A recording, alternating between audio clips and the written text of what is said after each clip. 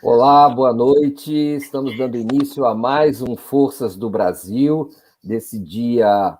Hoje, nós estamos gravando antecipadamente, mas esse Forças do Brasil do dia 12 de junho de 2021. Meu nome é Mário Vitor Santos, eu sou jornalista da TV 247. Dou as boas-vindas a todos vocês. Por favor, venham, se aconcheguem aí, deem os seus likes, recomendem o nosso canal, se puder se inscrevam no canal e se puder também compartilhem esse nosso encontro muito especial do dia de hoje com o jornalista Juca Kfouri, que nos dá o prazer da sua presença. Juca Kfouri dispensa apresentações, mas eu vou dizer algumas palavras daqui da minha cabeça mesmo a respeito do Juca. Juca, boa tarde, tudo bem? Boa tarde, Mário. Prazer enorme estar com você. Muito legal. O Juca veio aqui para falar do título que a gente anunciou, que está anunciando, que é Copa América. A Copa América é a Copa do vírus. O vírus está na Copa América, a Copa é um vírus. E nós vamos falar sobre esses e sobre outros assuntos também. O Juca Kfouri, ele é um jovem veterano do jornalismo. Ele está nessa vida de uma maneira jovial há muito tempo. Eu acho que deve ter, talvez, sei lá, uma coisa tipo quase, deixa eu ver, 70, 21, mais de 50 anos, talvez, eu imagino. E fiz a conta aqui de português, mas acho que estou mais ou menos acertando. E o Juca, ele é formado em Ciências Sociais pela Sacrosanta Universidade de São Paulo. E quem passa por Ciências Sociais na Universidade de São Paulo pode falar qualquer coisa, menos dizer que passou incólume.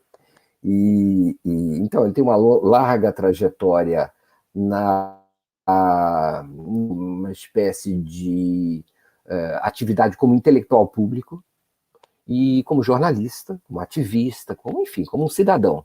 E ele começou no jornalismo, se eu não me engano, na Editora Abril, no DEDOC da Editora Abril, deve ter sido pesquisador ou organizador do DEDOC, depois passou para, se eu não me engano, a revista Placar, onde ele chegou até diretor de redação.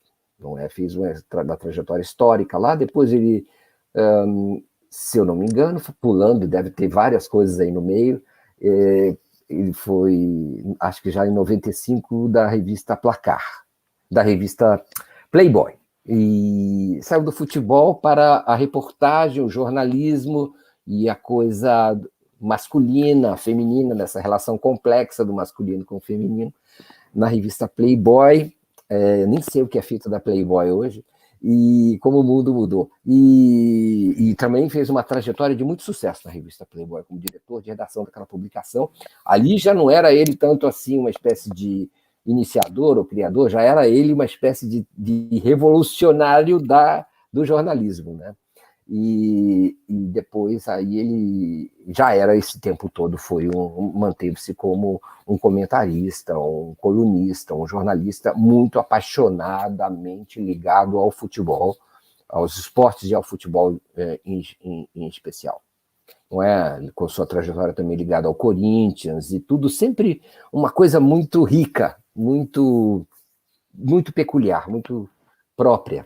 Juca depois, agora, desde então, ele já foi comentarista de várias televisões, TV Globo, se não me engano, TV Record, e o UOL, agora é colunista do UOL, blogueiro do UOL, tem um blog no UOL, e continua exercendo o que ele faz melhor na vida, que é influenciar, pensar, influenciar e provocar, e questionar, numa tradição bem rara mesmo de personalidade pública, né? Na tradição de um melange de João Saldanha com Samuel Weiner, com os grandes jornalistas e futebolistas também, vamos dizer, nesse híbrido que cada pessoa é, e ele é mais do que nunca, em especial, ele é esse híbrido. É isso, eu fiz uma apresentação capenga, mas eu acho que eu tentei, sinceramente, fazer jus ao personagem, à dimensão dele. Bom, eu diria que nós podemos terminar a nossa conversa por aqui. Aí eu agradeço bem-horadamente e lamento que meu pai e minha mãe não estejam presentes para poder ter visto esta apresentação, e não há mais nada a dizer. Não é?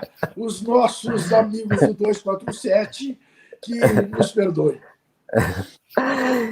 Então lá, Juca, vamos lá. Amanhã começa a Copa América. Amanhã, para esse programa, começa a Copa América. Estou dizendo para vocês, repito, amigos todos que estão presentes, podem fazer seus comentários, enviar suas observações, mas esse é um programa que está sendo gravado antecipadamente, por isso eu não vou poder ler ao vivo, no ar, esses comentários. Era a única janela que nós tínhamos no horário do Juca, então nós nos adaptamos a ele, dado o nosso interesse em ter essa conversa. Lembro que nesse sábado, quer dizer, há uma série de compromissos e as pessoas estão ocupadas com eles, inclusive o Dia dos Namorados. Se você tem uma namorada ou um namorado casado, lembre-se que hoje é Dia dos Namorados. Juca, Copa América começa amanhã, Brasil e Venezuela, se eu não me engano. O Brasil se encontra com a Venezuela. A Venezuela não é um time qualquer, mais, né? Já sempre foi, mas agora é menos ainda um time qualquer. E o Brasil, quer dizer, essas duas pontas do continente se encontram amanhã, de alguma maneira, no campo de futebol. Vamos dizer, a esquerda e a extrema-direita, né? Isso é que a gente pode dizer assim. Mas, enfim, nós estamos falando de Copa América nessas condições muito especiais. Como todos sabem, houve uma espécie de movimento ainda um pouco nebuloso, que supunha-se ser um boicote à transferência da Copa América de Argentina e Colômbia, se eu não me engano, para o Brasil. Esse movimento, eu acho que era Argentina e Colômbia ou era Chile e Colômbia? Acho que era Argentina. Chile e Colômbia. Chile e Colômbia. Para o Brasil. Argentina e Colômbia. A Colômbia, as manifestações populares impediram que recebesse, e a Argentina desistiu porque houve o recrudescimento da pandemia lá.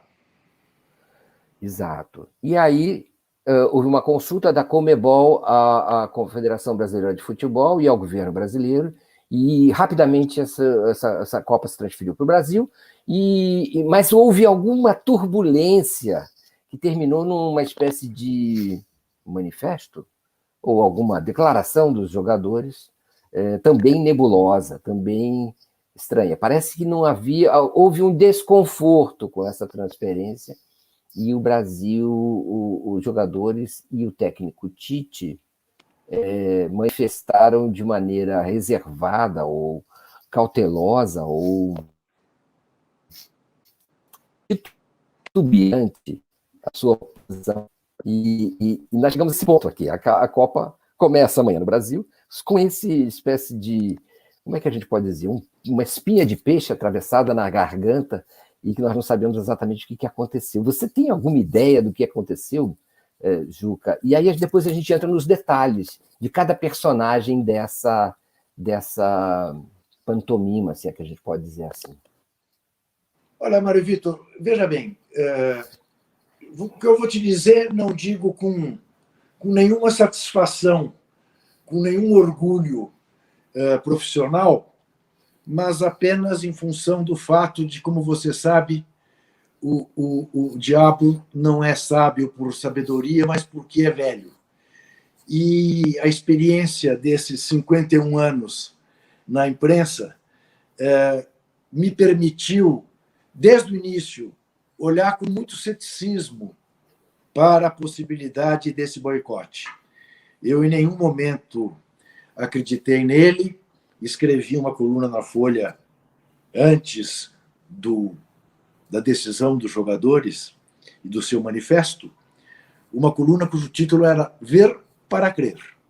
E eu elencava uma série de motivos pelos quais eu não acreditava que, pela primeira vez, os jogadores de futebol no Brasil tomariam uma atitude que contrariasse o poder, seja o poder da CBF, seja o poder governamental. E aí, por experiência, por já ter visto uma série de ensaios abortados, mas também, Mário Vitor, por uma questão de imaginação. Eu sei que você dirá, ô Juca, mas jornalista não pode escrever baseado na imaginação. Tem que escrever baseado no factual. É a pura verdade. Mas eu sou uma pessoa assim com alguns laivos imaginativos. E eu imaginei a seguinte cena, que eu posso quase pôr a mão no fogo para você que tenha acontecido, embora eu não tenha a comprovação. O genocida que mora no Palácio da Alvorada pega o telefone e liga ou para o Neymar pai ou para o Neymar filho, seus eleitores, publicamente, seus eleitores, e diz: Neymar, te lembre que eu estou te ajudando aí na questão da sua sonegação com o fisco brasileiro de mais de 20 milhões. Não vai me deixar na mão numa hora dessa, né? Se seus companheiros estão pensando numa bobagem, trate de desestimulá-los. Mas é claro, presidente, fique tranquilo, não há risco. E assim foi. Tá? Em nenhum momento, na verdade, os jogadores pensaram em não disputar a Copa América, que eu chamo de Cova América. Né? O Rui Castro chama de Cepa América, porque é, de fato, a cova do vírus, respondendo à sua pergunta, que dá o título desse nosso papo. Por quê? Por quê, Mário? Porque o nível de consciência do nosso boleiro está tão longe da atitude dos basqueteiros americanos que, para terminarem a NBA ano passado, exigiram que pudessem se manifestar em relação ao movimento Vidas Negras Importam, tiveram uma atitude de tal importância que, evidentemente, influenciaram no resultado das eleições nos Estados Unidos, colaboraram para a vitória do Biden contra o bufão Trump e se impuseram. Aqui não há essa possibilidade. Não há. Você não tem nada. A distância é mais ou menos entre os jogadores de basquete americanos e os nossos jogadores de futebol, é mais ou menos a distância entre Washington e Brasília. Sendo que no meio você não tem um Sócrates atuando, você não tem um Casagrande atuando, você não tem um Vladimir atuando, você não tem uma voz que diga, não, peraí. E tanto isso é verdade, Mário, veja, que eles vieram para jogar as eliminatórias da Copa do Mundo e emendar com a ida para a Argentina jogar lá a Copa América. Por que eles topariam jogar a Copa América lá e não topariam jogar aqui? Por razões de saúde pública? Imagina. Nem passa na cabeça deles. Veja que o manifesto que eles fizeram passa praticamente ao largo da questão da saúde pública no Brasil. Então, eu te diria isto. O que houve foi que eles se sentiram destratados pelo presidente da CBF, que, numa reunião com eles, os tratou como se eles fossem empregadinhos da CBF. Não te esqueça que você está falando com um bando de milionários que jogam na Europa, que estão com as suas vidas e das suas próximas 4 gerações mais do que garantidas, e que, evidentemente, não se curvam a um cartola que, embriagado, tentou lhes colocar um garrote. E aí, qual foi o desfecho? Uma denúncia de assédio sexual de uma funcionária da CBF em relação a esse presidente, né, o senhor Rogério Caboclo,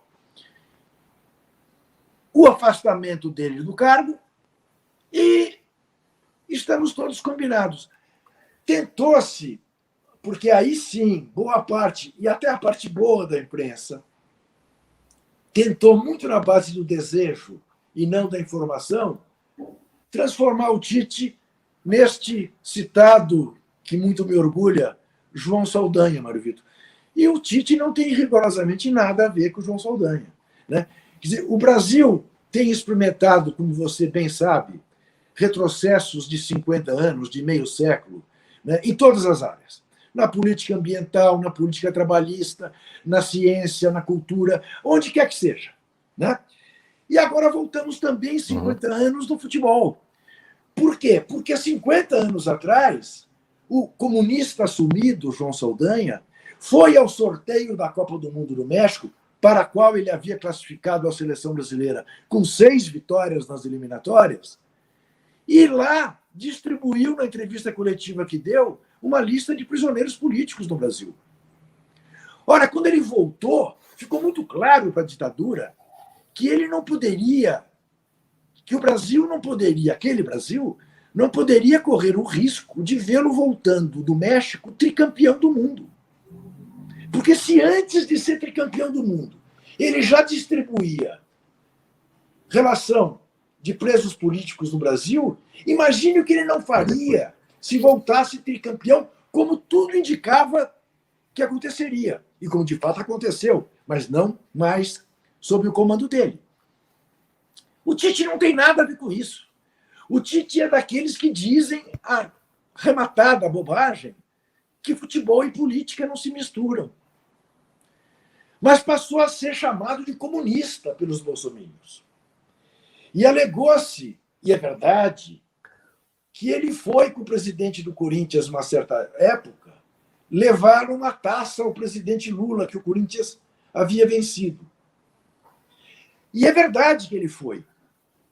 Mas ele já se arrependeu disso e disse publicamente que se arrependia e que não faria mais. Porque futebol e política não devem se misturar. E a prova de que se misturam está sendo dada não é pelo meu argumento, pelo meu raciocínio, é pelo que fez o genocida que mora no Palácio da Alvorada. Mário Vitor, esse cara passou meses para comprar vacina. Em 5 minutos ele aceitou um problema a mais para o Brasil. Porque há uma discussão falsa sobre a hipocrisia daqueles que criticam a Copa América, porque não criticam os outros campeonatos que estão acontecendo. Sim. Primeiro lugar, os campeonatos que estão acontecendo, e eu fui sempre contra que acontecessem, tá? Quer dizer, então, ainda tenho isso a meu favor. Eu chamei o Brasileirão do ano passado de Covidão 20. Tá? Achei um absurdo a volta precoce do futebol no Brasil. Denunciei o jogo Flamengo e Bangu no Maracanã a 500 metros do hospital de campanha que havia no Maracanã. Tá? Mas, primeiro, um erro não justifica o outro. Mas você pode argumentar que se os campeonatos previstos no calendário brasileiro não estivessem acontecendo, os clubes de futebol todos teriam falido e os jogadores todos estariam na Rua da Amargura. Tá? Com a exceção daquela porcentagem de 1% que ganha muito dinheiro. O resto estaria em má situação. Mas o que fez o genocida? Ele trouxe para o Brasil um novo problema. Ele traz ao Brasil 9 delegações de países sul-americanos e suas cepas. Ele traz ao Brasil a necessidade de ambulâncias, paramédicos, médicos, para o atendimento de um torneio que vai levar 1 mês aqui dentro do país. Com recursos que deveriam estar sendo deslocados para o atendimento das pessoas que se infectam com a Covid-19 e que cada vez mais se infectam. Infelizmente, não estamos num momento de baixa. Ao contrário, as 4 cidades que vão receber a Copa América, Cuiabá, Brasília, Goiânia e Rio, estão com a sua capacidade de leitos para a Covid-19 quase esgotada. Não há razão nenhuma para você trazer mais um torneio para cá. Era um torneio da Argentina, E da Colômbia? Muito bem, a Colômbia. Por que o governo colombiano está querendo exatamente fazer o que o governo brasileiro fez aqui, com direitos trabalhistas e tributários dos trabalhadores colombianos? Foram às ruas e disseram: aqui não vai ter. Aqui não vai ter. E o governo colombiano achou melhor não desafiar. O governo argentino, com tudo pronto, investimentos feitos, estádios reformados, tudo, ao ver a curva crescendo, disse: não, infelizmente, não vamos fazer. E nós, numa situação pior, aceitamos fazer. Mas por quê, Mário Vitor? Para aparentar a tranquilidade, a normalidade que nós não estamos vivendo, com quase 500 mil de mortos. Este governo genocida da necropolítica vai comemorar 500 mil mortos durante a Copa América. E eu te pergunto, para quê? Por quê? Agora, vamos detalhar uma coisa, Juca. Me diz aí. Houve alguma alteração na força, como a gente pode falar assim, falando da linguagem da Guerra nas Estrelas? Houve alguma alteração na força na hora dessa mudança de Argentina, Colômbia para outro lugar? Acabou sendo o Brasil. Alguma coisa gerou uma espécie de dúvida que levou a essa interpretação, digamos assim, que acabou sendo feita, inclusive, por alguns jornalistas do bem. É isso? Então, eu vou te contar exatamente um bastidor de como aconteceu. Publiquei ontem no meu blog. O presidente da Confederação Sul-Americana de Futebol, a famigerada CONMEBOL, que tem mais dirigentes banidos e encalacrados com a justiça do que a CBF, o que é um espanto, né? Porque a CBF tem seus 3 antecessores deste caboclo banidos do futebol pela FIFA, e 2 não podem sair do Brasil, que serão presos, Ricardo Teixeira e Marco Polo Del Nero. O terceiro saiu e foi preso, e passou um bom tempo preso nos Estados Unidos, Zé Maria Marim, e foi solto numa atitude generosa da justiça americana, porque quase com 90 anos, num presídio, e ao que me contam, muito gelado. Então, em função da pandemia, ele acabou sendo liberado para voltar para o Brasil. Esse presidente da Confederação Sul-Americana, Alejandro Domingues, ligou para o senhor Caboclo para dizer a ele que, diante da desistência argentina em cima do laço, não lhe cabia outra alternativa que não fazer a Copa América no Paraguai, país dele. A Confederação Sul-Americana é no Paraguai. E o Rogério Caboclo, encalacrado com as denúncias, como estava, achou que teria uma saída, desviando o foco, e disse: não, peraí. Organizamos uma Copa América 2 anos atrás, está tudo pronto aqui. Deixa eu falar com o presidente, eu tenho linha direta com o presidente. Isto não é especulação, isto é informação. E ligou para o genocida. E em 5 minutos o genocida falou atrás. Porque interessa também para ele. Desvia um pouco da CPI da pandemia. Desvia de todas as questões que ele está tendo de enfrentar, queda de popularidade e tudo mais. A possibilidade de o Brasil ser campeão de novo é enorme. Porque o Brasil, a seleção brasileira, é melhor que todas as outras. E foi esse o cálculo. Mas então, e aí, quer dizer, o que aconteceu com os jogadores e o técnico? Daí o que aconteceu? Então, os jogadores ficaram sentidos porque não tinham sido notificados sobre a mudança da Argentina para o Brasil. E pediram uma reunião para dizer ao presidente da CBF que eles estavam chateados de não serem ouvidos. E o presidente da CBF disse para eles que isso não era problema deles, que o problema deles era jogar futebol, que eles eram pagos para isso, que decisões estratégicas quem toma é o presidente sem precisar ouvir ninguém. E eles disseram: é assim? Não é assim, não. Não é assim que não é assim que a banda toca. Quer dizer, então eles não estavam satisfeitos com essa transferência. Mas eles não estavam satisfeitos com o fato de não terem sido avisados.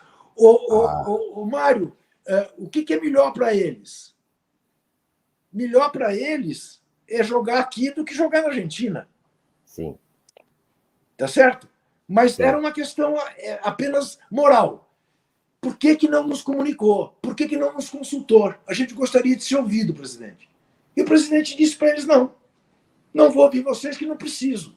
Vocês têm que jogar futebol. Jogador de futebol joga futebol, estudante estuda, trabalhador trabalha. Você já ouviu isso.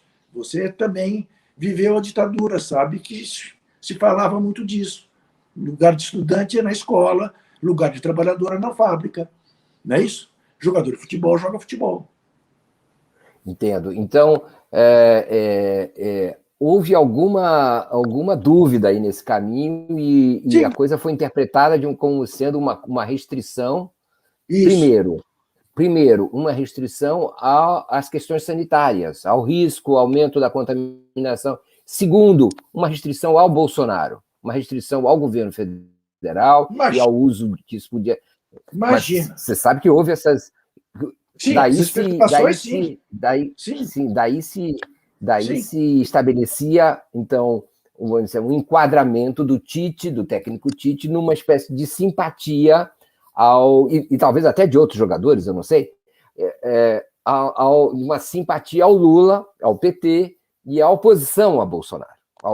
Eu te diria que dos que eu conheço, que eu posso garantir a você que não votaram no genocida, só tem dois. O próprio Tite e o Richarlison, que é um cara que se manifesta, que, enfim, está empenhado em ajudar famílias de gente que perdeu parentes. É um cara que tem uma atitude solidária. Os demais jogam futebol. E, em regra, Mário, é importante você entender o seguinte. O atleta, em geral, no mundo inteiro, é um cara voltado para o próprio umbigo, para o jogo do fim de semana, para bater recordes na piscina ou nas pistas, para ganhar a partida que tem que disputar. Ele, em regra, não olha para o seu entorno, a não ser para a sua família, para os seus parças, para os seus amigos mais chegados. Ele reproduz, em regra, o discurso autoritário. Ele é a favor da pena de morte, ele é a favor da polícia que mata bandido bom e bandido morto. Ele não quer que um moleque venha na esquina e lhe tome aquilo que lhe custou tanto amealhar, e que ele não sonhava amealhar quando criança. Esse moleque que faça como eu, vá tratar de ficar rico jogando bola ou fazendo samba. Meritocracia, viva o carro blindado, o condomínio blindado. Esse é o discurso. As exceções são de tal ordem que a gente conta nos dedos, Mário, no mundo. Né? Você me pede, eventualmente. Por exemplo, quem? O Muhammad Ali, que deixou de lutar no Vietnã, porque disse que não tinha nada a ver com uma guerra que estava acontecendo na Ásia, perdeu por isso o cinturão dele de campeão mundial dos pesos pesados, foi preso. Né? Os dois atletas que nas Olimpíadas de 68 no México, o Smith e o Carlos, que fizeram o gesto das Panteras Negras no pódio, tomaram-lhe as medalhas e nunca mais competiram. Tá? Te conto, entre parênteses, um episódio delicioso. Às vésperas da Copa de 14 aqui no Brasil, eu recebi uma ligação de alguém que falava com sotaque francês, aparentemente, inicialmente, e dizia para mim ao telefone: Monsieur Jucá, c'est Daniel. E eu dizia, achando que era trote. E eu dizia, Daniel é meu filho. Que Daniel? Conheço a opção de Daniel. Não, Monsieur Jucasse Daniel Combandi, Dani Le Rouge. Eu falei, Cacilda, parece que é mesmo. Para quem não sabe, não tem obrigação de saber, Dani Le Rouge foi um dos líderes de maio de 68 na França. Foi um dos comandantes da revolta dos estudantes da Sorbonne e tal, um dos autores, há divergências, mas há quem diga que ele é o autor da famosa frase "é proibido proibir". Bom, Dani Le Rouge, era ele de fato, vinha ao Brasil fazer um documentário marginal sobre a Copa do Mundo, que de fato fez, está no YouTube, é muito interessante. Ele alugou uma Kombi, pintou a Kombi de Sócrates, o jogador, não o filósofo, e fez um documentário muito rico. Uma das pessoas que ele ouviu fui eu. E, de repente, ele me pergunta por que o jogador de futebol brasileiro era tão consciente politicamente, diferentemente do europeu. E eu falei, mas de onde você tirou isso, Dani? Ele disse, o Afonsinho, o Sócrates, o Casagrande, o Paulo César Caju, o Vladimir. Eu falei, continua, você não vai encher duas mãos. O Juninho Pernambucano, o Reinaldo, o Paulo André. Parou no 8º. Eu falei, o Dani, tem mais, tá? Que não são tão famosos, mas tem mais, tem um pouco mais. Mas é isso, é muito pouco, e você está falando de jogadores de quase 3 gerações diferentes. Ele virou-se para mim e falou assim, tá bom, agora faça a mesma relação de jogadores europeus para mim. E eu não sabia fazer. Tem o Paul Breitner, que foi da seleção alemã, que era maoísta, tem o Cantona, o francês, ali na região dos Balcãs tem 3 ou 4 que participam. Mas é isso, em regra é isso. O que aconteceu na NBA ano passado é a exceção das exceções.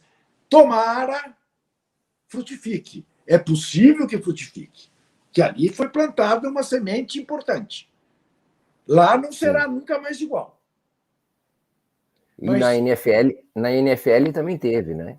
Sim, teve jogadores que se ajoelharam na hora do hino, sem dúvida. Né? Quer dizer, a questão racial está sendo enfrentada de uma forma diferente hoje nos Estados Unidos. Né? Mas para chegar aqui ainda vai demorar, Mário. Para demorar aqui ainda vai demorar. Você fez uma relação muito interessante entre a consciência e o individualismo que caracteriza os atletas, né? É uma espécie de mundo fechado em si mesmo e são quase que, como se pode dizer assim, personalidades programadas para esse individualismo, né? Que fecha-se muito dentro de si mesmo e que vê o mundo como uma espécie de uma alteridade a ser conquistada, uma espécie de terreno a ser colonizado pela sua eficiência, né? Muito interessante essa sua aproximação, e aí se junta com a situação brasileira. Você acha que existem personalidades específicas envolvidas nesse movimento? Citaram-se nomes como, você falou do Neymar, você falou de Casemiro, e você falou de Marquinhos. Você não falou de Marquinhos, eu que estou falando, eu acho. Isso. E tem o próprio Tite, não sei se existem outros. E aí essa gente toda parece ter se interagido com o ex-presidente, eu acho, da CBF, não é? O Caboclo, Rogério Caboclo, e com, em última instância, com a mídia e com o próprio Bolsonaro. Não estou falando de interagido diretamente, mas ter jogado meio parado, deixando a bola correr para ver onde ela ia parar, e fazendo um jogo de corpo que aí se permitiam várias interpretações aí dentro.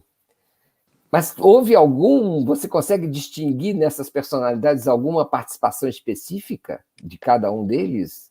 Veja bem, é que você está citando 2 jogadores que falaram depois do jogo, porque capitães da seleção naqueles 2 jogos, o Casimiro e o Marquinhos, né, que interpretaram o que seria a voz do grupo.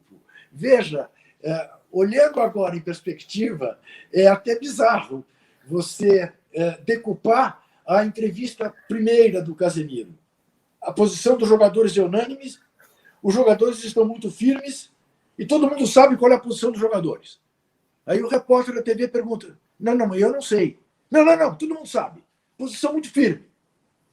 E será externada na terça-feira, depois do jogo no Paraguai. Bom, quem queria ver uma atitude progressista, Mário, isso é uma lição de jornalismo. A gente não pode trabalhar com wishful thinking. Você sabe disso. Viu nisso? Não, os caras não vão jogar a Copa América. Olha aí como eles estão decididos. Aí vem o Marquinhos na terça-feira e diz: mas de onde vocês tiraram que se cogitou de não jogar a Copa América? Vocês inventam uma notícia e depois querem que ela se realize. E ficam bravos porque ela não se... E ele tem razão. Ele tem razão. Ninguém ouviu nenhum jogador dizer que não ia jogar a Copa América ou o Tite dizer que não ia jogar a Copa América.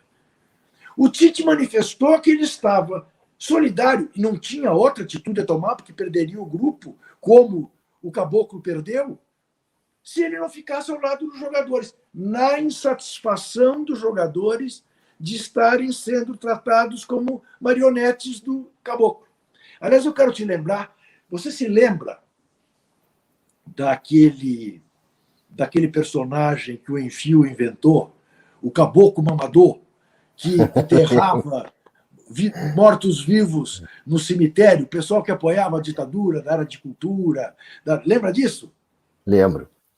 Caboclo Mamador. Agora nós temos o caboclo. Como é que é? O caboclo assedador. Entendeu? Assediador. O caboclo assediador. O caboclo assediador. Até isso. Quer dizer, a CBF era famosa por ser um antro de corrupção. Agora, além de corrupção, temos drogas e sexo. Entendeu? Tá uma beleza. Essa é a CBF. E esses jogadores jamais se insurgiram contra ninguém da CBF. Como nunca se insurgiram contra cartola nenhum do futebol. É um bando de yes-men.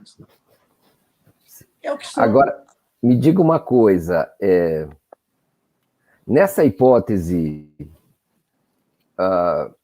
alguma influência pode ter vindo de outra seleção sul-americana? Então, houve uma tentativa.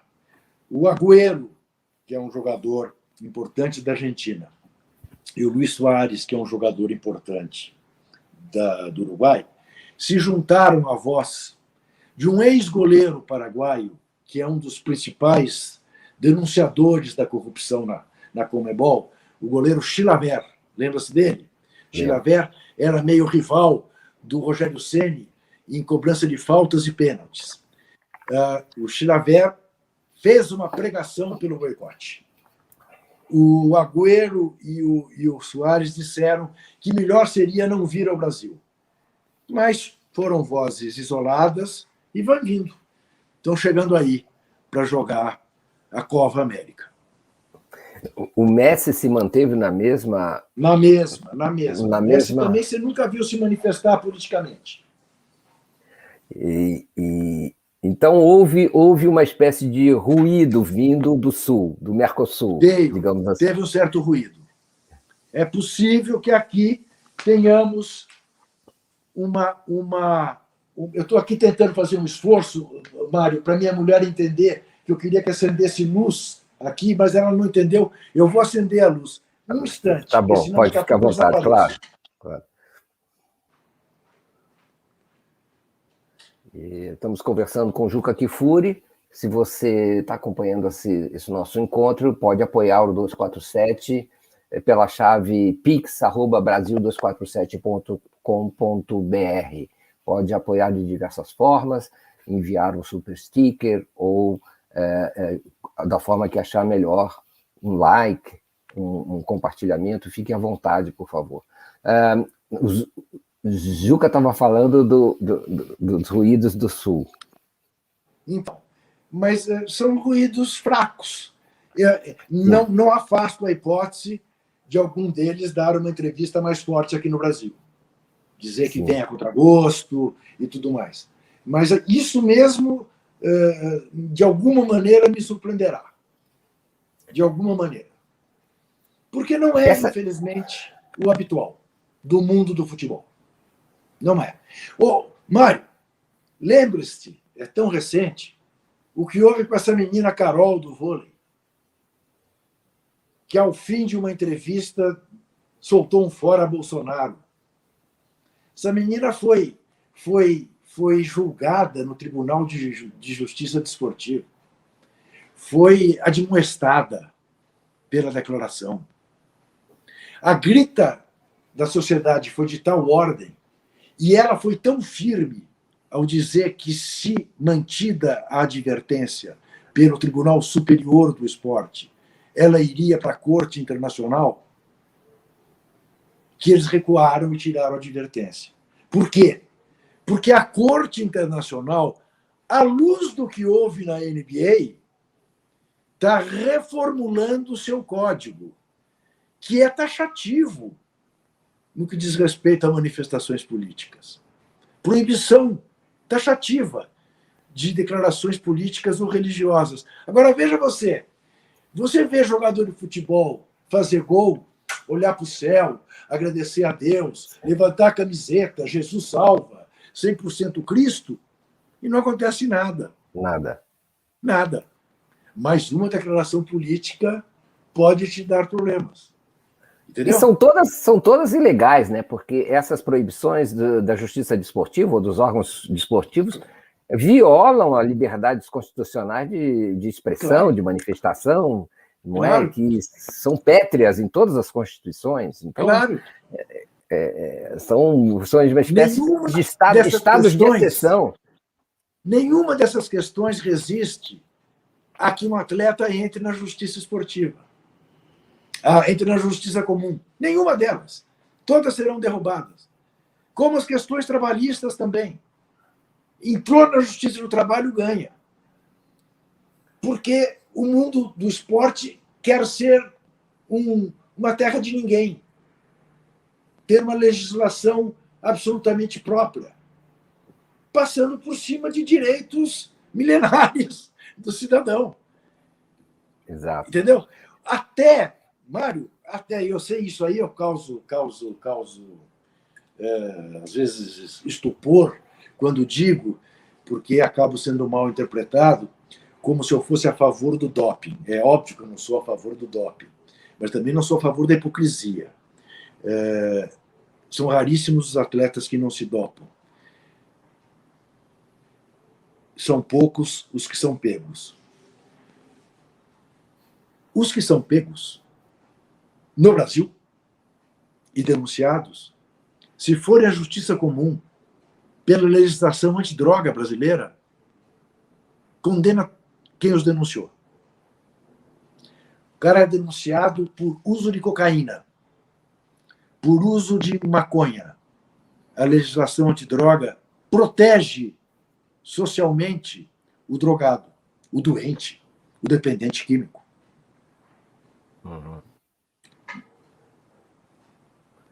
Mas ninguém mexe nisso. Perfeito.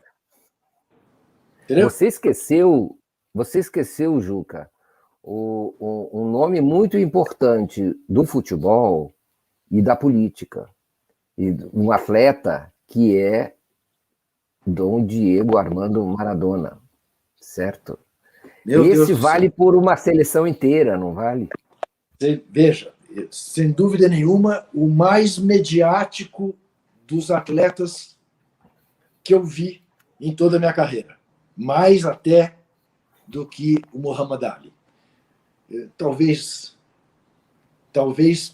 seja um viés futebolístico e latino-americano, isso que eu estou dizendo. Né? Também não vivi nos Estados Unidos o auge do Muhammad Ali. Mas Dom Diego tinha isto, sim. Dom Diego é curioso, viu, Mário? Porque também a gente precisa ponderar. Dom Diego ele tinha a qualidade de sempre se posicionar do lado dos mais fracos. Isso é indiscutível. Indiscutível. Sem, no entanto, em alguns momentos, porque o favorecia, estabelecer relações mais amistosas do que deveria com certas áreas do poder, tanto na Federação de Futebol da Argentina quanto com a própria FIFA. No mais das vezes, era gato e rato, mas houve momentos em que, porque ele interessou, ele se aproximou. Agora, o que fica, que é indelével, é isso. Ele sempre esteve do lado dos oprimidos. Ele sempre defendeu os mais fracos. Nunca teve dúvida quanto a isso. E aí tem uma certa característica argentina, talvez se possa dizer assim, não é? De uma espécie de característica bem ligada ao peronismo, ou a uma espécie de viés cultural, social, que alguma parte da sociedade argentina acaba tendo. Se eu não me engano, a própria está ligado à origem pobre, mas também é uma espécie de aqui, como se fala na Argentina, essa grieta que existe aqui na Argentina, em que um lado é peronista e é muito peronista e outro é muito reacionário, não é? E ele, sabe, um bom herdeiro dessa tradição de atletas politizados ou políticos que fazem esporte e de suas origens também. O Diego, inclusive, quer dizer, na intensidade com que ele se manifestava, o Maradona, era uma coisa até fora do comum, não é? Era uma coisa assim em que ele se usava mesmo sua projeção em benefício de uma certa causa, né, que ele esposava. Sim, mas como só vai acontecer as coisas na Argentina, né? Que até hoje diz que o Gardel canta cada dia melhor, né? Essa coisa argentina mística, né, que tem a ver com o tango e tudo mais, não se esqueça, né, Mário? A Argentina tem uma igreja maradoniana. Um bando Eu não ali fez uma sabia, igreja, confesso. nasceu uma igreja, Eu em não, que ele é o Deus. Em que tem um anúncio do que seria uma das patrocinadoras da Copa América na Argentina, a cerveja Quilmes, que Deus, encarnado pelo Maradona, põe no gol uma bola que bateu na trave, chutada pela seleção argentina na final da Copa América. Entendeu? E a voz final, não vou ser literal, que eu não me lembro, mas a voz final diz assim: se no gramado ele fazia o que fazia, imagine lá de cima. É um anúncio belíssimo, de arrepiar, mas ele é tratado como tal. sim. Agora, se tocou num ponto, Mário, que é essencial para a compreensão das diferenças. Não vou te falar nenhuma novidade. Sistema educacional.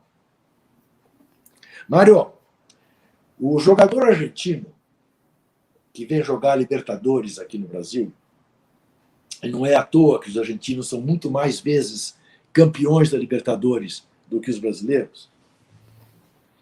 O jogador argentino que vem jogar aqui em São Paulo sabe exatamente a diferença entre o futebol que se joga em São Paulo, para o futebol que se joga em Porto Alegre, para o futebol que se joga no Rio de Janeiro.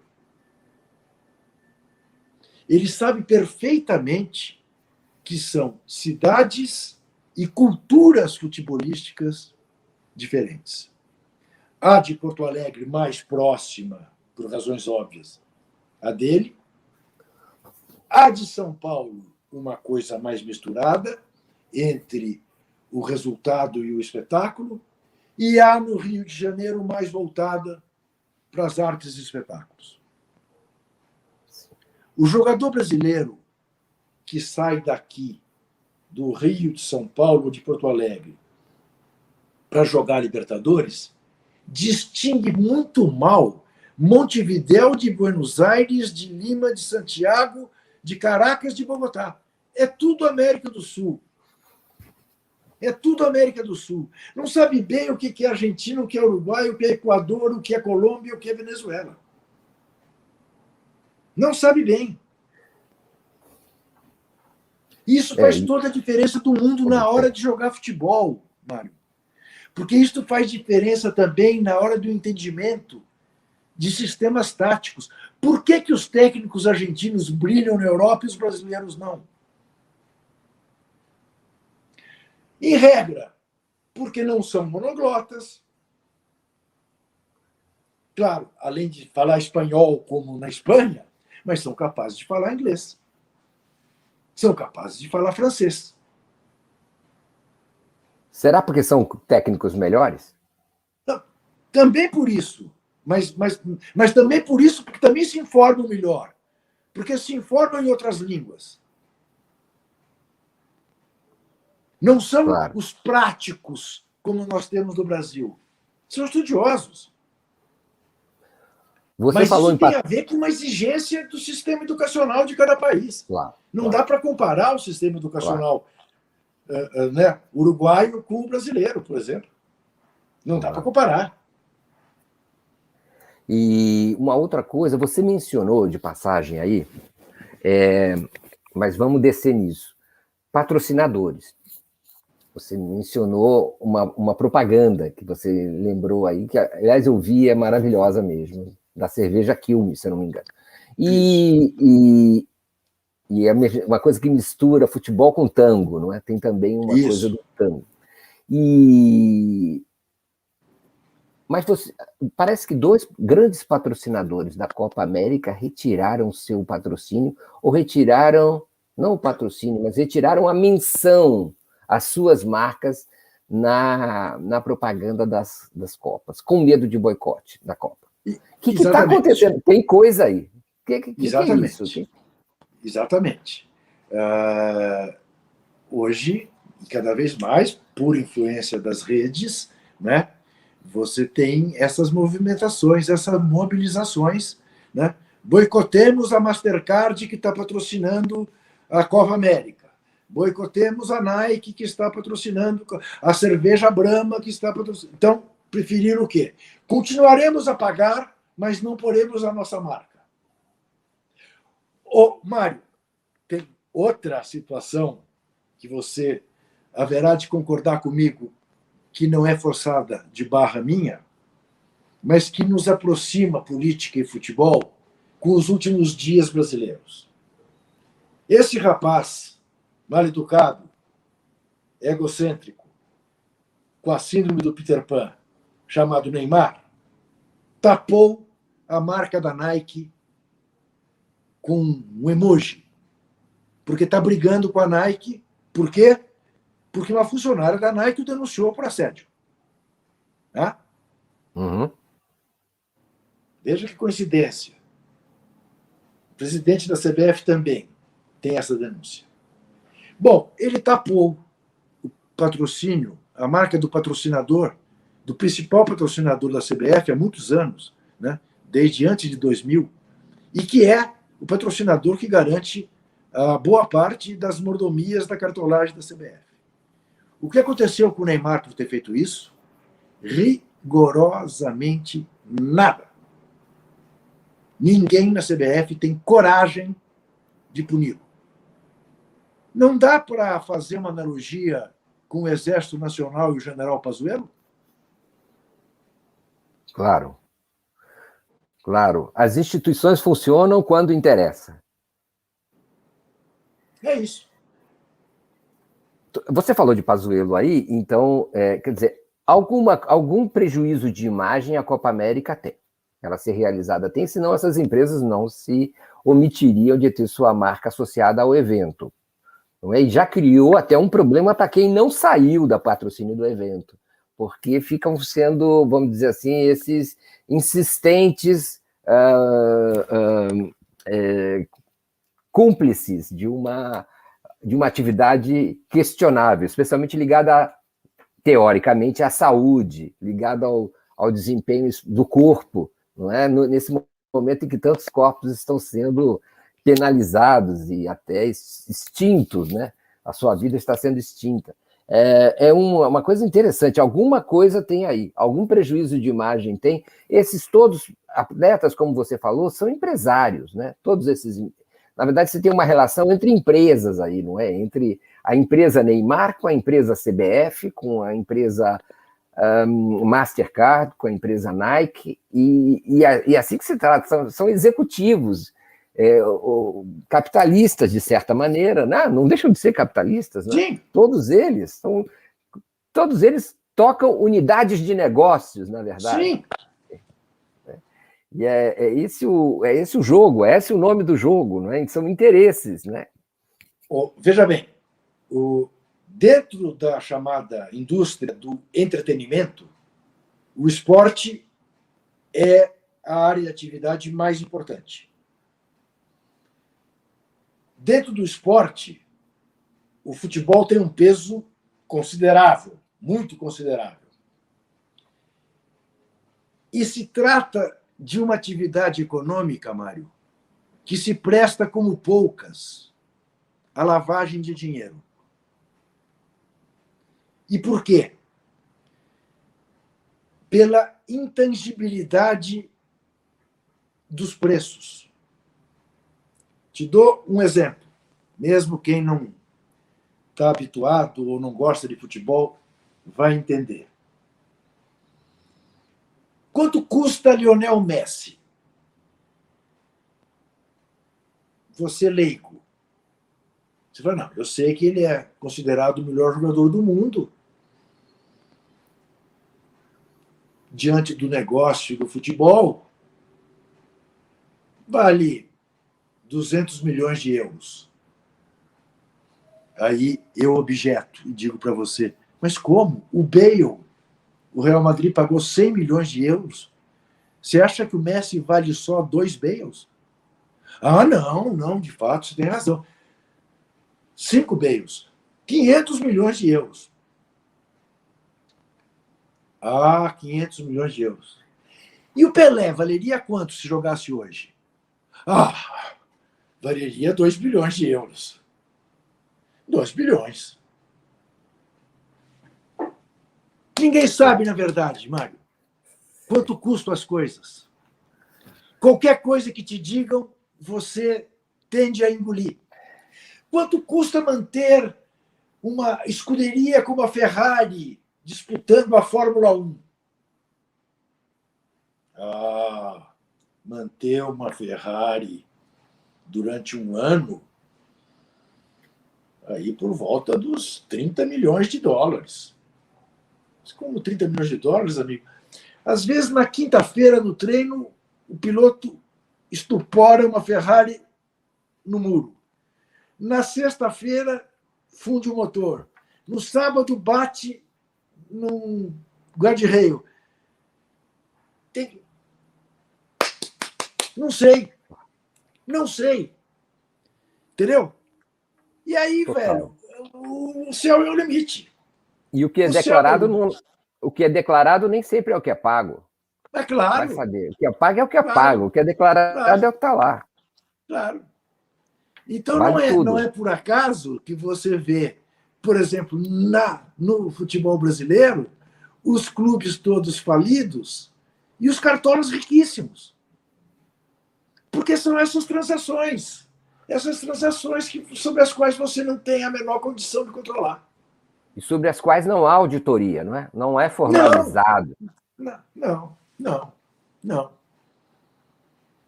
É muito conveniente para os negócios esse tipo de coisa, né? Porque se você for ver uma empresa, um banco, ele tem uma auditoria, ele tem um controle, a Bolsa controla, sei lá quem controla, muita gente, a Receita Federal controla.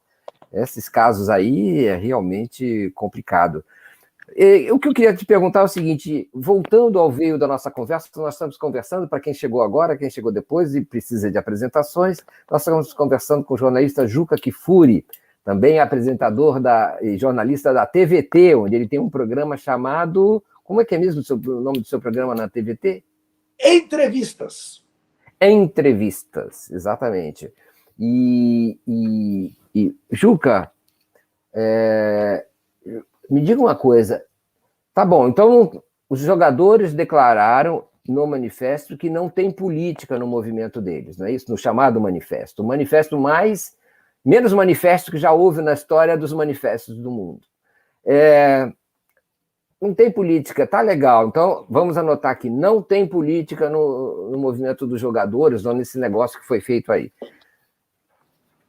Bolsonaro, parece, conseguiu que essa Copa viesse para o Brasil. A Copa que começa amanhã, Copa América, Brasil e Venezuela, termina daqui, sei lá, um mês. No Maracanã, termina no Maracanã.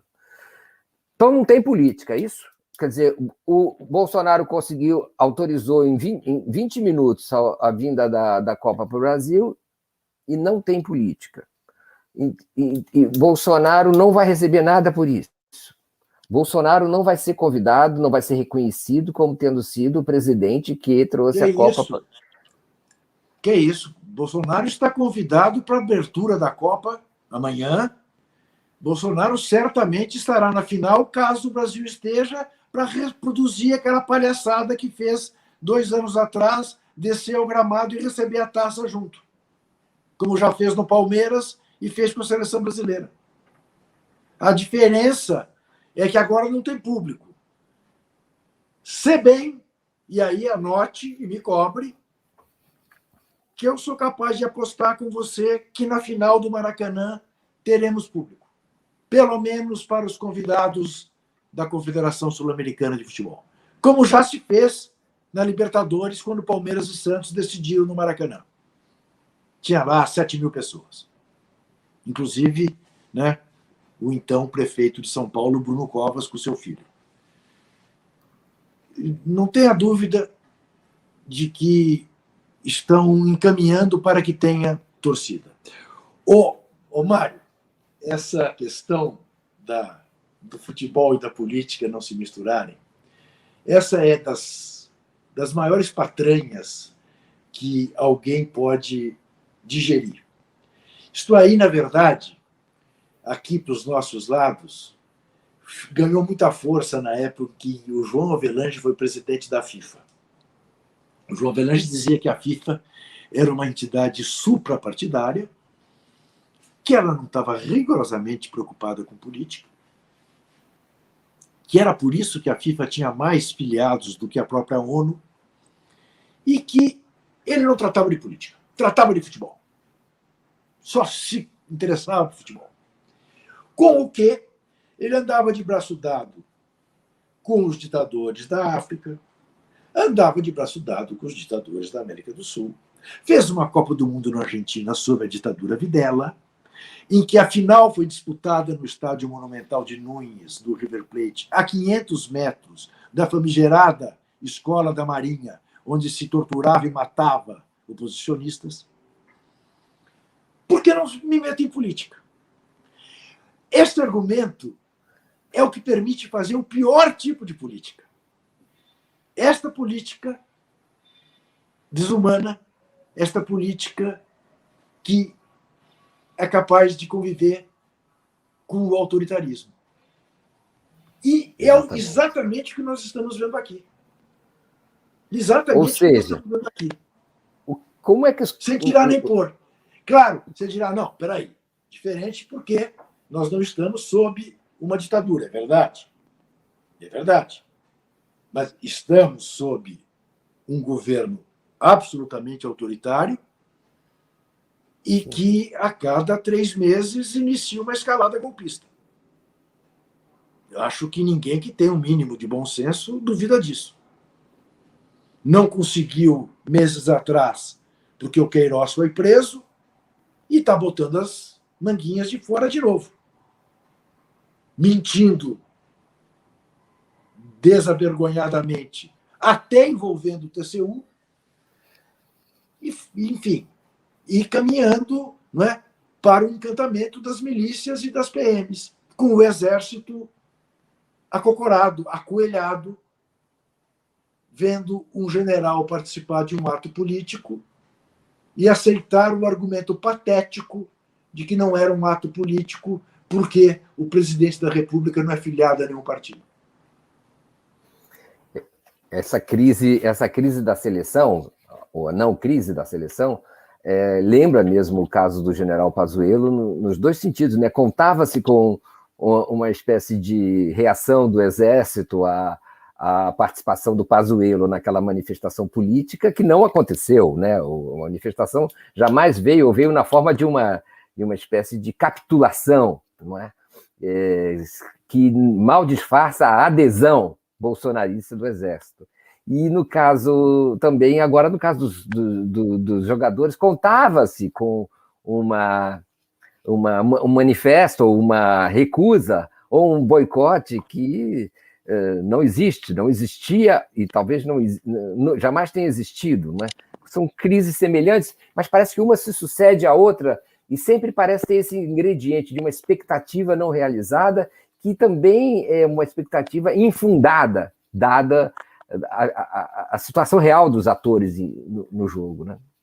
É muito sintomático de uma espécie porém de uma crise, né? De uma espécie de expectativa que o Brasil parece querer se livrar do Bolsonaro e projeta sobre qualquer situação esse Você desejo. tem toda a razão, você tem toda a razão. Isso me preocupa muito, Mário. Me preocupa muito, porque eu acho que nós, no exercício do jornalismo, embora com clareza tenhamos lado, nós não podemos permitir que os nossos desejos conduzam a interpretações que acabam sendo frustrantes, inclusive para a opinião pública.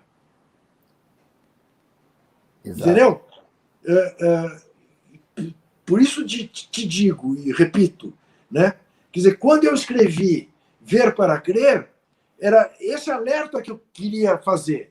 Dizer, não vamos alimentar uma expectativa que a história registra como não acontecendo, porque vai frustrar muita gente. E deu, e está dando, argumentos para que se diga, escuta, vocês inventaram uma notícia e agora estão pé da vida porque a notícia era boato, não era verdadeira. A imprensa esclarecida, né, que não é transmitida pela Jovem Pan e TV Record e essas coisas horrorosas, precisa ter esse cuidado, não fazer a coisa com sinal trocado, porque isso derruba a credibilidade. É isso. E outra lição que a gente pode pensar isso. nisso, né, Ju? É que a não política, o apoliticismo, a pessoa que ela, na verdade, é uma posição política, né? Quer dizer, claro. Quem disse eu não me meto com política, na verdade, é a pior política. Você mencionou isso antes, não é? Claro, e essa porque no momento em que eu abro mão de fazer política, eu permito que os outros façam em meu nome. Opa! Eu digo sempre isso, Mário. A maneira como você toma café da manhã é política. É você que prepara o seu café da manhã? É alguém que vive com você? É um funcionário, uma funcionária? É um mordomo? A maneira como você toma café da manhã é política. Dissociar o esporte da política, a cultura da política, é indissociável. É indissociável. Agora, então, e acaba sendo que você permite e adere a posições políticas, negando a política, como se tivesse fazendo uma espécie de licença para cometer uma espécie de crime que você condena. O caso, por exemplo, vai ser agora, eu quero saber qual vai ser a postura dos jogadores e do Tite e de todo mundo diante da presença do Bolsonaro, ou diante da presença do fato de o Bolsonaro vir a ser a pessoa que comemora a entrega da taça para os vitoriosos brasileiros ao final da Copa América. sorridentes. O Tite provavelmente não, se afastará.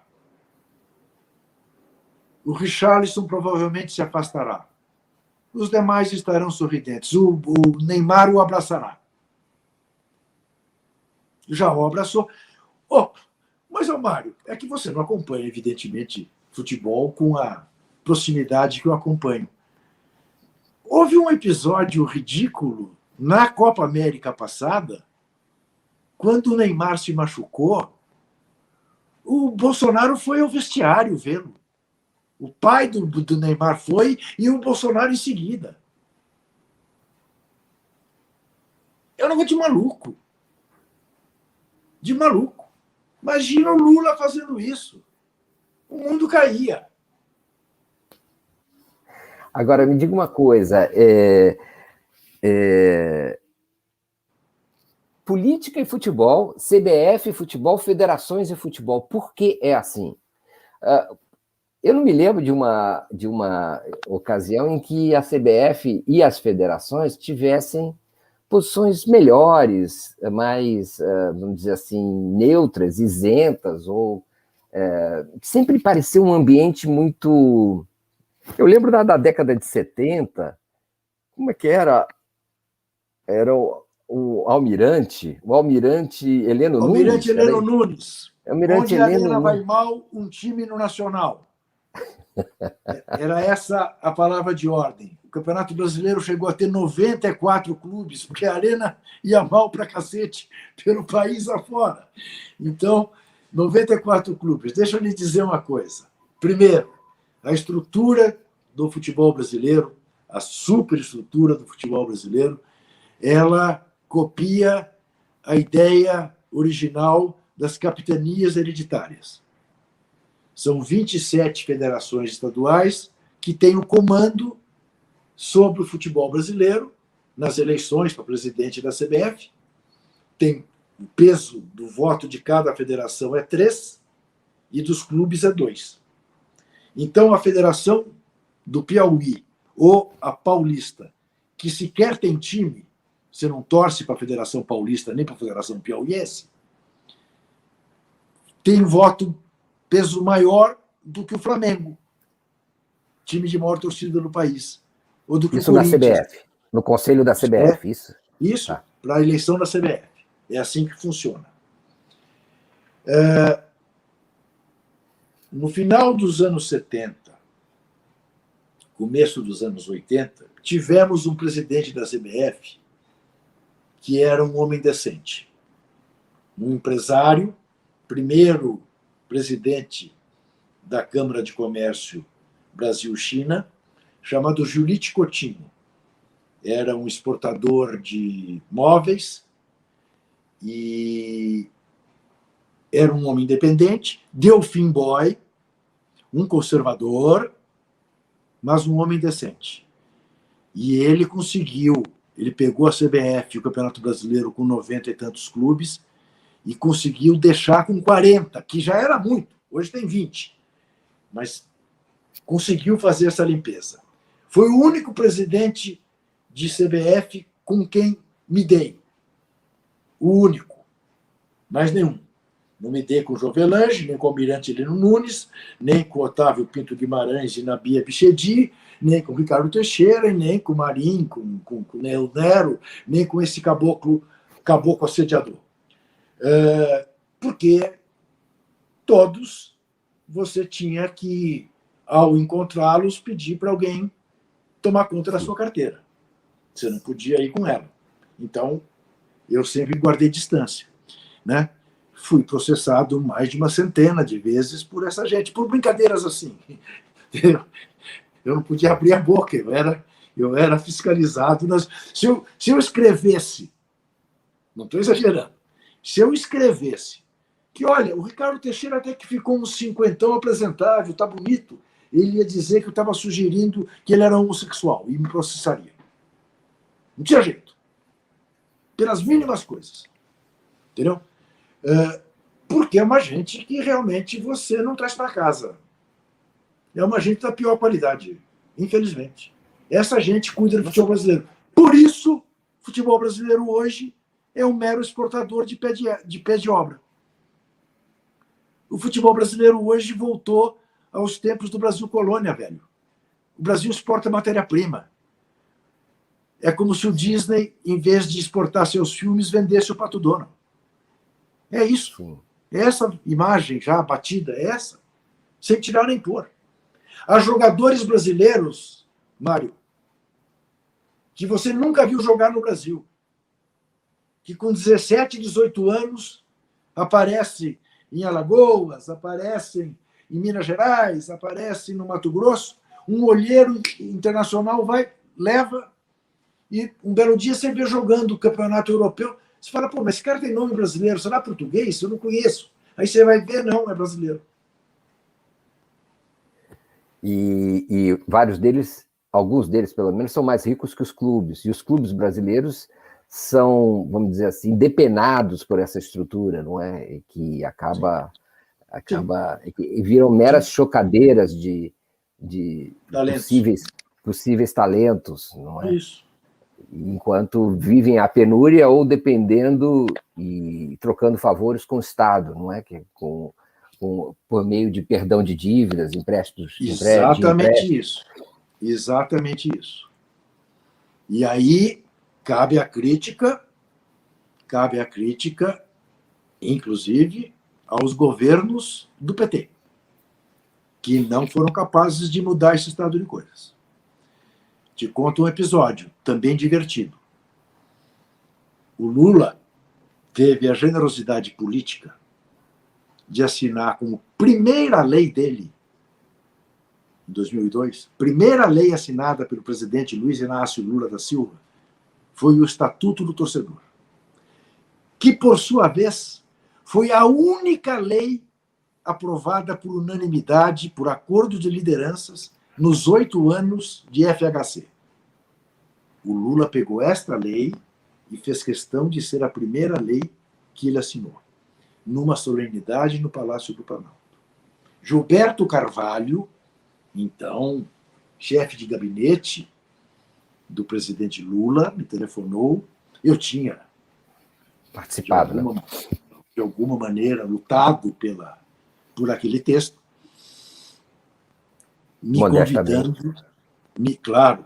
me convidando para ir assistir a assinatura. E eu disse para ele que eu não ia, que não era de festa. Ele falou assim, Juca, o presidente gostaria que você viesse. E eu fui. Ao chegar ao palácio, um rapaz do cerimonial do palácio me levou e tentou me pôr na primeira fila. Eu falei, não, deixa eu sentar lá no fundo, desde a escola que eu gosto de ficar no fundão. Eu falei, não, o senhor vai desculpar, mas o cerimonial, o seu lugar é aqui e não tem como mexer. Ô, Mário, eu estava na fila com os ministros. Mário, não tinha um cartola importante do futebol brasileiro, porque aquele estatuto estava sendo enfiado goela abaixo da cartolagem. Tá? O Lula começou o discurso, isso está gravado na Agência Nacional, dizendo o seguinte: nunca mais vamos ouvir o jornalista Juca Kfouri dizer que no Brasil o torcedor é tratado feito gado. Foi uma explosão de aplausos. Eu não sabia onde enfiava a gravata. E terminou o discurso dizendo: a presença do jornalista aqui é uma homenagem que eu faço a todos os jornalistas brasileiros que durante anos foram processados, tiveram credenciais cassadas e tal, por esta cartolagem malsã que nos infelicita há tanto tempo. Ô Mário, eu já tinha 52 anos neste dia, sem o direito da ingenuidade. Eu tomei um táxi do Palácio do Planalto para ir para o aeroporto de Brasília para voltar para casa. Eu esmurrava o ar dentro do táxi. Eu dizia, enfim, temos um presidente da República com os fundilhos das calças puídos pelas arquibancadas, como dizia o professor Gabriel Kohn. 6 meses depois, não mais, o presidente Lula estava de braço dado com o Ricardo Teixeira naquele jogo no Haiti. De lá para cá, deu a time mania, deram Profute, deram uma porção de coisa para os clubes sem exigir nenhuma contrapartida. Deram meios para os clubes pagarem as dívidas para as mesmas pessoas que contraíram as dívidas. E os clubes não as pagaram. E se cria novos projetos para que as paguem. E um dia me disse o presidente Lula: "Ô Juquinha, você acha que eu vou fechar o Flamengo?" Porque, Mário, o poder de sedução do futebol é uma coisa inimaginável. Tão inimaginável que eu imagino uma cena, pura imaginação. Pura, que eu vou descrever agora, atenção, vejam com sinal de imaginação. Não é de ironia, não, é de imaginação. Eu imagino o presidente Lula, no final do expediente, numa quinta-feira, chama o Gilberto Carvalho e fala: "Gilberto, qual a minha agenda amanhã?" E o Gilberto diz para ele: "Bem, presidente, o senhor, às 8 horas da manhã, toma café da manhã com o ministro da Saúde." "Putz", reage o presidente Lula. "Lá vem problema, falta de médico, falta de leitos, tá?" 10h30, vem o embaixador da Dinamarca apresentar credenciais. "Eita, vem com tradutor, né?" "Não, claro, vem com tradutor. Essa cerimônia é tão chata." 12h, o senhor almoça com a dona Marisa. "Pô, mas não podia ser com a Gisele Bündchen?" Não, com a dona Marisa. 2h30, vem o Olacir de Moraes. Vai pedir isenção para a soja. Às 4h, o senhor tem um encontro com o presidente do Bradesco, Amador Aguiar. Vai pedir para aumentar os juros. E às 5h30, vem o Ricardo Teixeira com o Ronaldo. Pá! Avisa os netos, os filhos, as filhas, as cunhadas, minha mulher, traz as camisas, as bolas, então vamos. Claro. E aí ele fica até às 7h30, 8 horas da noite com o Ronaldo e com o Ricardo Teixeira. E dá a primeira página do jornal, e dá Jornal Nacional, e autografa, então. E ele se diverte. Que, enfim, teve um final de dia, falou de futebol, entendeu? Você fala: "Pô, Ju, que você está exagerando." Juro para você que não estou exagerando. É assim que funciona.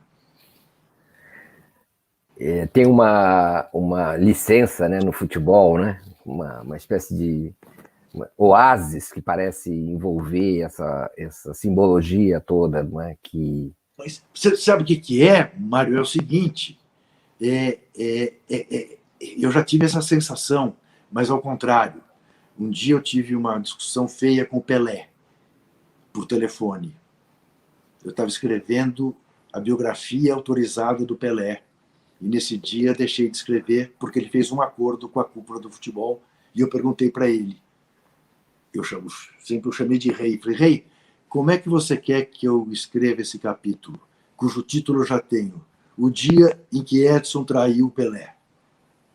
E ele me dizia: "Não é assim, então, papá." Bom, e foi uma conversa de uns 40 minutos, de desencontros. E, de repente, eu me peguei pensando assim: "Ô Juca, quem você pensa que é para falar assim com o Pelé? Você já viu o presidente dos Estados Unidos tentar levá-lo para uma audiência na Casa Branca e ele recusar 3 vezes? 3 datas, eu vi.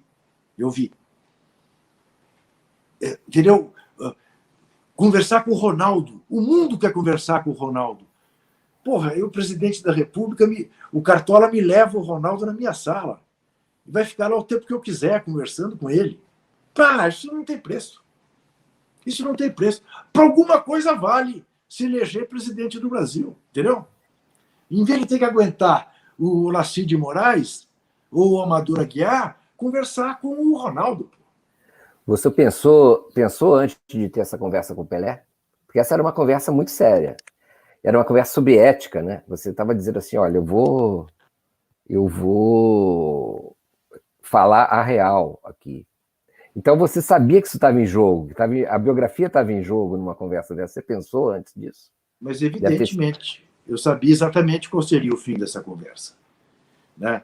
E o fim dessa conversa só não é pior porque tenho guardado até hoje nos meus pertences, porque umas 2 semanas depois ele me mandou um bilhete: "Juca, irmãos também brigam, mas não ficam brigados", não sei o que e tal. ele havia ensaiado um acordo com a cartolagem da CBF. Tínhamos conversado sobre isso. E eu o alertei para o fato de que seria um crime contra ele mesmo. A CPI, chamada CPI da CBF Nike, estava asfixiando esses cartolas todos. E ele, em última análise, deu a mão para os cartolas e, de alguma maneira, ajudou a salvá-los. Não há como, Mário, você, enfim, conciliar com essa situação. Então, feito o acordo, ele me ligou, com má consciência, para dizer que tinha feito. E aí tivemos essa conversa de 40 minutos no telefone. Mas em que eu tive essa consciência em determinado momento. De falar, quem é que você pensa que é para falar assim? Você está falando com o Pelé. Uma vez eu estava com ele no escritório dele e o Bill Clinton ligou. A secretária entrou e falou assim, o presidente dos Estados Unidos quer falar com o senhor. E ele atendeu. E eu vi. Ele disse, não posso, julho é não sei o quê. Não posso, porque em outubro eu vou estar na Suíça. Não, em dezembro é Natal. E quando ele desligou, eu falei, ô rei, você deu 3 tábuas no presidente dos Estados Unidos? Pô, Juca, presidente dos Estados Unidos, eu conheço uns 5. Ele é que quer me conhecer. Eu não vou lá, não. Eu conheço, olha, o John Kennedy, o Robert Kennedy, que põe na lista dos presidentes, o Reagan, o Nixon, o Jimmy Carter, eu não vou lá, não.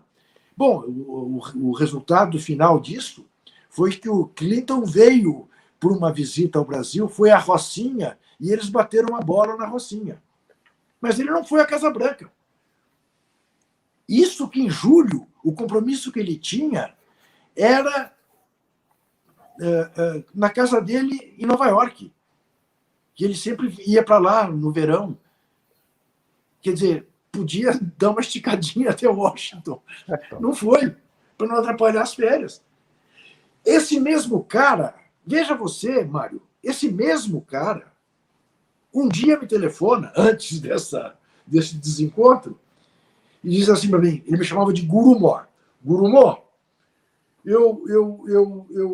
me dizem que você é muito amigo de Dom Paulo. É verdade? Eu falei, sim, me dou muito bem com ele.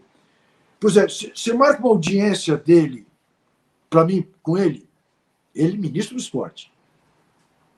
Eu falei, ô rei, pede aí para sua secretária ligar para a Cúria Metropolitana, eu dou o telefone, avisa que você quer falar com ele. Dom Paulo te perguntará aonde você quer fazer esse encontro, que dia, que horas irá. Não, Gurumó, eu quero que você fale com ele, eu quero que ele estabeleça as condições e eu irei onde ele estiver. Percebe? O cara que é capaz de falar 3 vezes não para o presidente dos Estados Unidos tem a humildade de, ao se colocar diante de uma autoridade como o queridíssimo cardeal Dom Paulo, dizer, ele é que marca.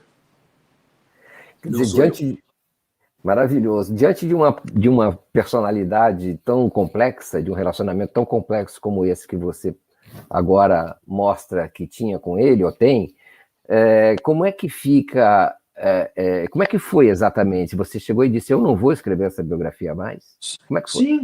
Sim. Eu falei para ele, eu posso escrever esse capítulo? Ele falou, claro que não. Eu falei, então não tem mais biografia. Assim? Claro. Foi assim, nesse telefonema. Então você disse para o rei não. Sim, disse.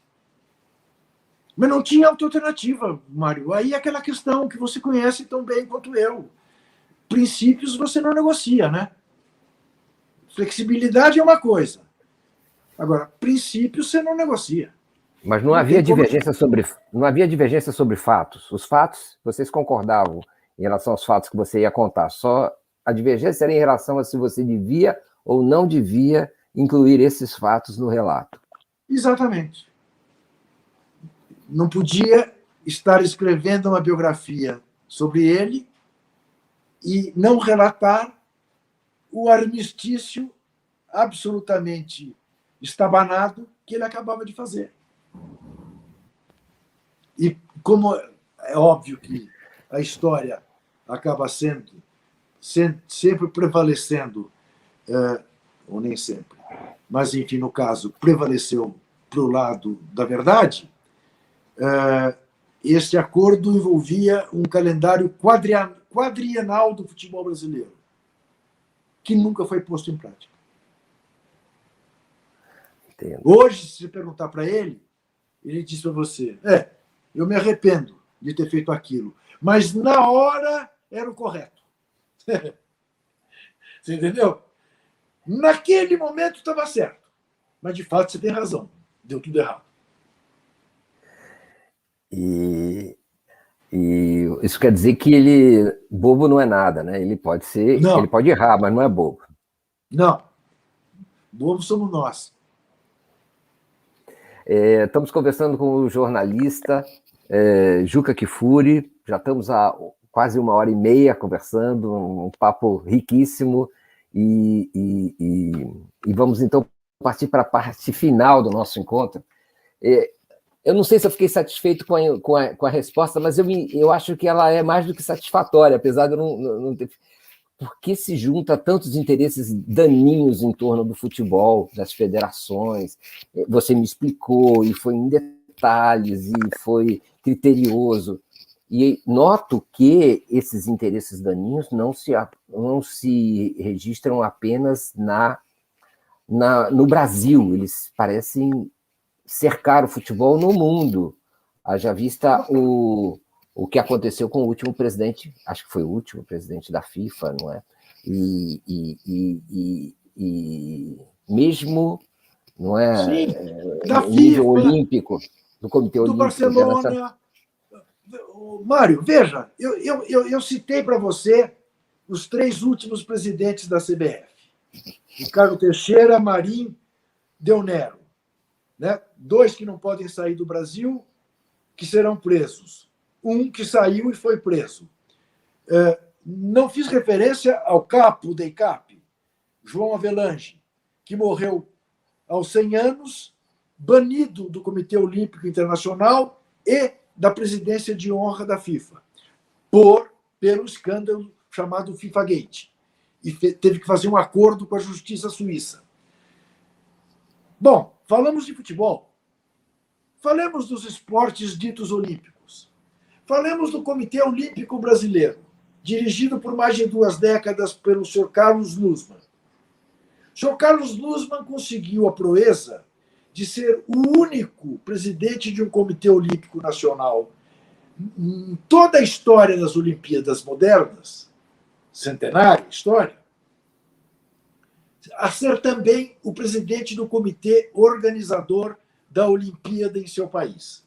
Em regra, este cargo é dado para um atleta de renome no país. Não, aqui no Brasil foi o Nussmann. O que aconteceu com o Nussmann logo depois que acabou a Olimpíada? Foi preso 15 dias na Polícia Federal, responde processo até hoje, teve os passaportes também caçados, descobriu-se até que tinha um passaporte russo, sabe Deus por quê? Não pode sair do Brasil e vive seus dias de ostracismo, segundo consta, até um hábito que me surpreende que ele tenha.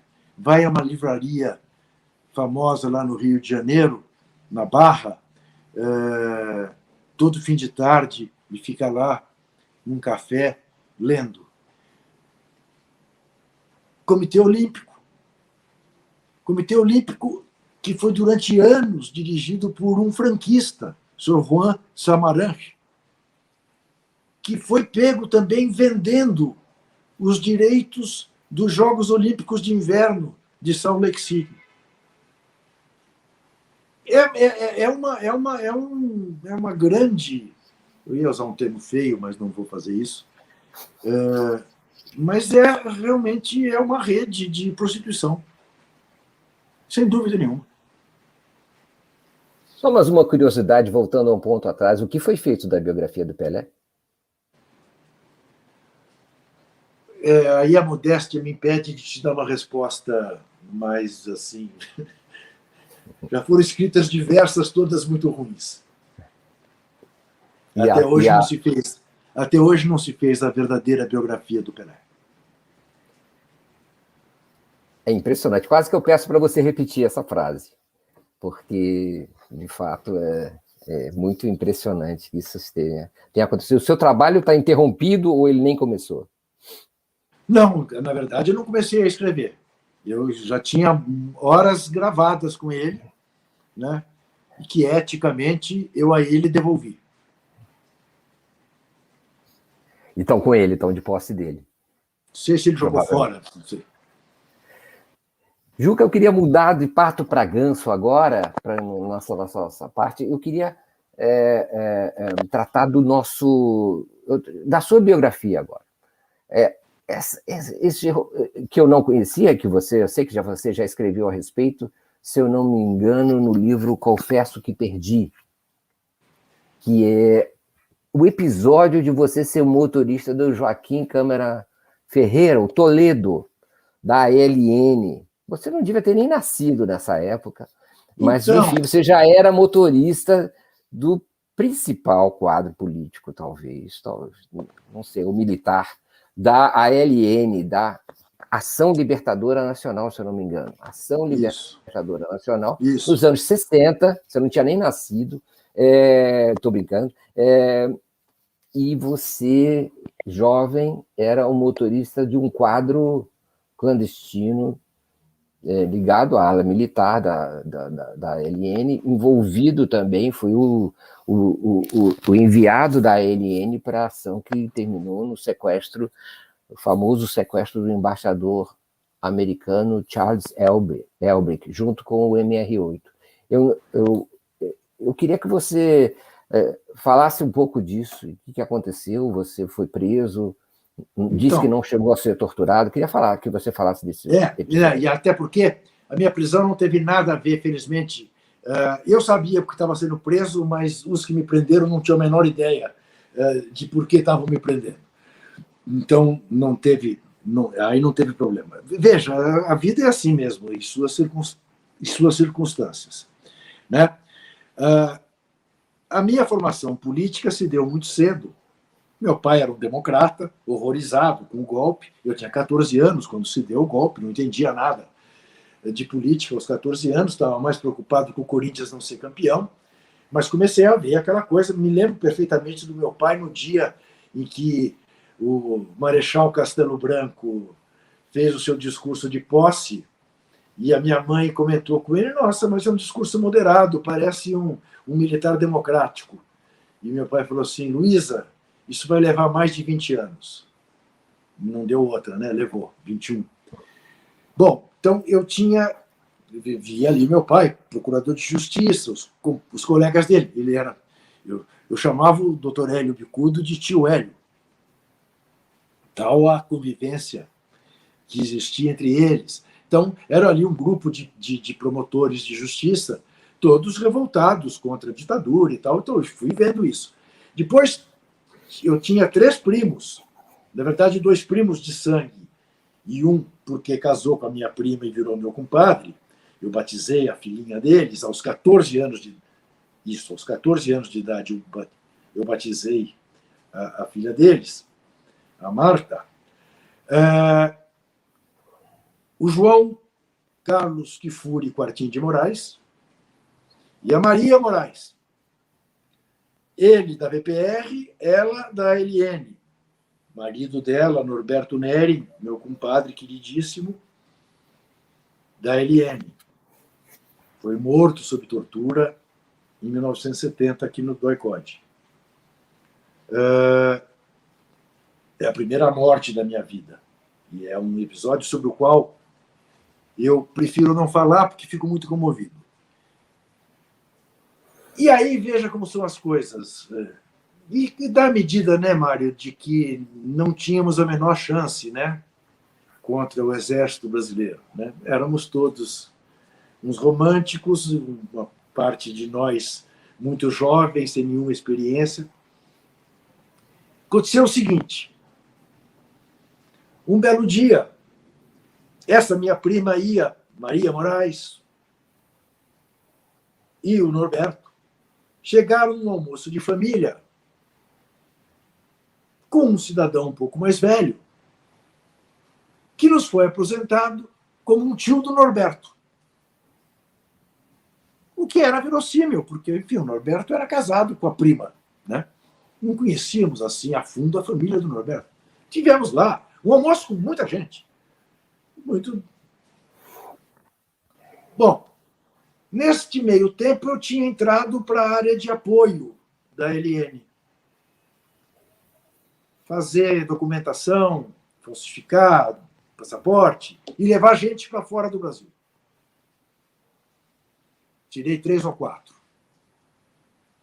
Um pusemos no navio, outro pusemos em avião, outro levamos pela fronteira do Uruguai. E era esse o meu trabalho. Não pegava em arma. Embora tenha acontecer depois o seguinte episódio. Me pedem para ver se eu tinha um jeito, algum lugar que pudesse acolher uma pessoa durante 20 dias. E se eu poderia, durante esses 20 dias, levar comida, roupa lavada para essa pessoa. Eu não sabia quem era. Eu falei, claro. Arrumei o lugar. A pessoa foi. E eu fui ver a pessoa para levar comida para ela. E ao entrar, era o tio do Norberto. Uhum. Era o tio do Norberto. Eu falei, meu Deus. Ele, na hora, não me reconheceu. Conectou. Mas eu sim. Nesses 20 dias, eu ia lá todo dia, levar comida, trazer roupa lavada. Contei a ele que eu tinha sido liberado do Exército por excesso de contingente. E ele me convenceu a me voluntariar para o CPR. Eu sou a única pessoa que eu conheço que foi voluntária para o Exército. E ele me disse assim, você vai se voluntariar para o CPR para aprender a ser guerrilheiro. Mas você não vai entrar na cavalaria, não, que é arma de burguês. Você vai para a infantaria, carregar trabuco nas costas no meio do mato. E eu, de fato, me voluntariei. Acabei não fazendo, mas é outra história. Mas esta figura, para quem depois eu passei a levar para cima e para baixo, era simplesmente o velho Toledo. História. Que veio a morrer depois, também sob tortura. Veja você como são as coisas, num sítio que era de propriedade do senhor Vadielu, deputado da Arena e ex-presidente do Corinthians. Que havia cedido a instalação para esse tipo de operação. Exatamente. Que coisa, hein, Juca? Eu esqueci de mencionar que o Joaquim Câmara Ferreira fora velho militante do PCB, certo? Anteriormente a ser da LN, chegou a exercer um mandato parlamentar, salvo engano, e veio a ser liderança de uma espécie de dissidência. Ele era o braço direito do Carlos Marighella. Com a morte do Marighella, ele se transformou no número 1 da LN.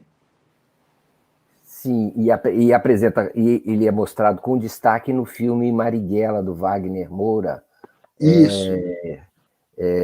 Com um grande interpretado pelo Luiz Carlos Vasconcelos, se eu não me engano. Isso. Um personagem que sempre elegante, de paletó e gravata. Sim, o que corresponde à imagem que você tinha dele? Ele era uma pessoa elegante, sim. Não me lembro de tê-lo visto sem paletó. De gravata, nunca o vi. Mas eu acho... Mas aí a tal história. Essas coisas são todas muito parciais, né, Mário? Eu tenho em relação ao velho um sentimento de gratidão que você não é capaz de imaginar, porque eu sou convencido de que nós só estamos tendo essa conversa porque ele foi extremamente afetuoso comigo. Porque, em meio ao meu voluntariado ao CPOR, apareceu um convite para eu trabalhar na Editora Abril, para ir trabalhar no DEDOC, para atender a revista Placar, que ia nascer para a Copa do Mundo do México de 70. O salário era ótimo. Era uma coisa equivalente hoje a $2.500, $3.000. Eu namorava desde os 15. Queria ter o meu aparelho, me casar. Eu fui emancipado pelo meu pai, me casei aos 20 anos. Então, era necessário 21, não sei se hoje ainda é.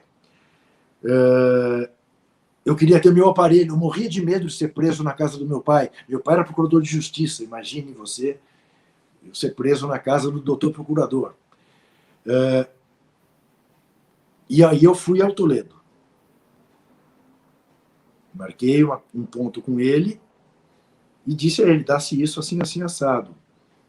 E eu não posso aceitar esse emprego tendo que servir o Exército. E acho que tenho como sair do Exército. Mas eu tenho um compromisso com você. E ele me disse uma frase que eu já procurei de todos os jeitos e hoje estou convencido que eu jamais a acharei, porque evidentemente não é do Marx, como ele me disse que era, do jovem Marx na ideologia alemã, porque parece muito mais uma frase de autoajuda do que uma frase do Marx.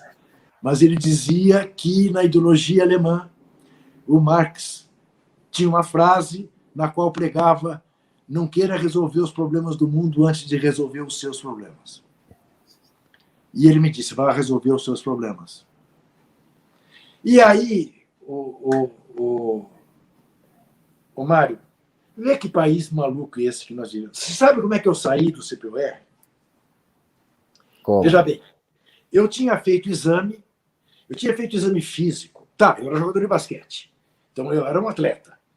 Mas eu fiz a única vez na minha vida, nunca mais consegui repetir, tentei. Eu consegui subir 3 metros numa corda, que era um dos testes.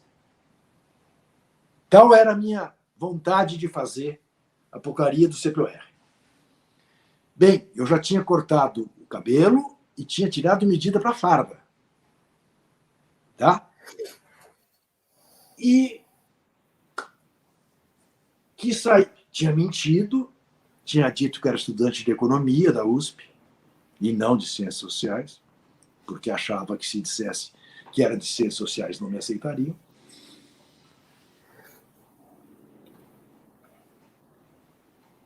O meu avô paterno, meu avô Salomão Kfouri, libanês, tinha um grande amigo chamado Seu Bitar, avô do João Bitar, fotógrafo que você conheceu.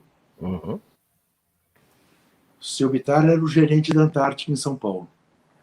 Seu Bitar fornecia cerveja e refrigerantes para o 2º Exército, na casa ali do quartel-general do 2º Exército, na casa ali na pracinha ali no Jardim Europa. E falou para o meu avô, um dia, qualquer neto seu que tenha questões no Exército, fala comigo que eu resolvo. Ele falou com o chefe do 2º Exército, que mandou procurar um tal Major Ivan, que me liberaria. E assim foi. Eu fui liberado, na verdade, pelo gerente da Antártica, em São Paulo. E assim comecei minha vida de jornalista. E assim, em seguida, o Toledo foi morto. Eu perdi completamente meus contatos com a LM. E, na verdade, verdadeiro, ele me salvou a vida, o Mário, porque se eu tivesse entrado para o Exército, evidentemente eu ia acabar participando de operações armadas, e provavelmente teria tomado um tiro e morrido, ter sido preso, torturado e morrido, alguma coisa. Né? E na tortura ele não te denunciou? Oi?